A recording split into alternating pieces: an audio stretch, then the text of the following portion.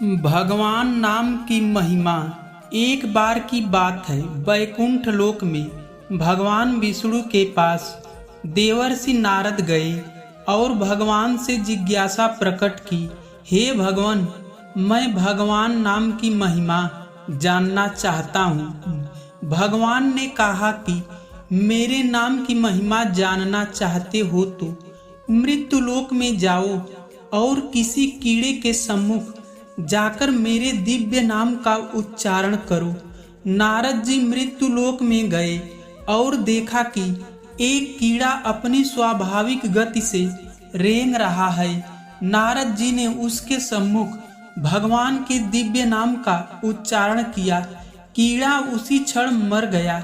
नारद जी ने भगवान के पास आए और भगवान से शिकायत करने लगे कि हे भगवान, आपका दिव्य नाम सुनते ही वह कीड़ा तो मर गया।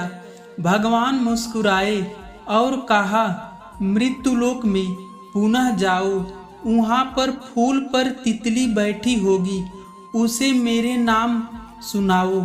नारद जी मृत्युलोक में गए और देखा कि एक फूल पर मस्ती से एक तितली बैठी है, उसे भगवान का नाम सुनाया। तितली नाम को सुनते ही मर गई। नारद जी ने फिर भगवान के पास गए और कहा, हे भगवान, आपके नाम को सुनते ही वह तितली तो मर गई। भगवान ने कहा कि कोई बात नहीं, इस बार किसी हिरनी के शावक को मेरा नाम सुनाओ। नारद जी मृत्युलोक में फिर आ गए और देखा कि एक हिरन और मादा हिरनी के पास छोटा सा शावक खेल रहा है। नारद जी सहमे सहमे कदमों से बच्चे के पास गए और उसे भगवान का नाम सुनाया। नाम को सुनते ही हिरनी का शावक भी मर गया। नारद जी देखकर दुखित हो गए और भारी मन से भगवान के पास जाकर कहा, हे प्रभु, यह सब मैं क्या देख रहा हूँ? आपका पवित्र नाम तो तारने वाला होना चाहिए। यहाँ तो जीव जंतु मरते जा रहे हैं। भगवान ने आश्वासन दिया कि डरने की कोई बात नहीं है। एक बार मृत्युलोक में फिर से जाओ और किसी नवजात गाय के बछड़े को मेरा नाम सुनाओ। नारद जी ना चाहते हुए भी भगवान के बार बार कहने पर मृत्युलोक में आए और देखा कि एक गाय के पास एक नवजात बच्चा पूंछ उठाकर पूरे उल्लास से दुग्धपान कर रहा है। नारद जी डरे डरे से बछड़े के पास गए और भगवान के नाम का उच्चारण किया। गाय के बछड़े की वही गति हुई और वह तत्क्षण मर गया। नारद जी दौड़े दौड़े भगवान के पास आए और कहा कि हे भगवान, बंद कीजिए अपना यह नाटक। मुझे नाम की महिमा नहीं जानना है। आपके नाम का उच्चारण तो जीवन को मार रहा है। मेरी और परीक्षा मत लो।